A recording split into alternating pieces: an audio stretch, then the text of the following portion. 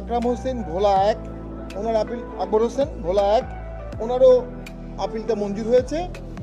আমরা কমিশনের কাছে কৃতজ্ঞ যে তারা অত্যন্ত দক্ষতার সাথে সততার সাথে আইন মেনে আবেদনগুলো করছে, এবং আমরা মনে করি তারা যথেষ্ট সফট থেকে চেষ্টা করছে অ্যাকোমোডেটিভ ইলেকশন করার জন্য।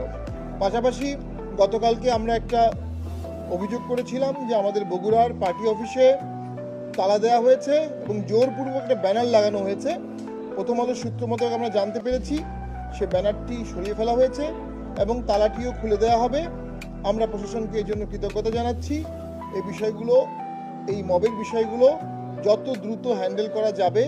মবকে নিরুৎসাহিত করতে হবে, গণতন্ত্রকে উৎসাহিত করতে হবে। মব যদি শক্তিশালী হয়, গণতন্ত্র এবং প্রতিষ্ঠান নিষ্ক্রিয় হয়ে যাবে। এ বিষয়ে সরকার সর্বোচ্চ সচেষ্ট থাকতে হবে। পাশাপাশি নির্বাচনের ক্ষেত্রে পোস্টাল ব্যালট নিয়ে কিছু অভিযোগ আছে, এগুলো সবাইকে দেখতে হবে এবং আমরা আশঙ্কা করছি নির্বাচনের আগে গুপ্ত হামলা হতে পারে, গুপ্ত হত্যা হতে পারে।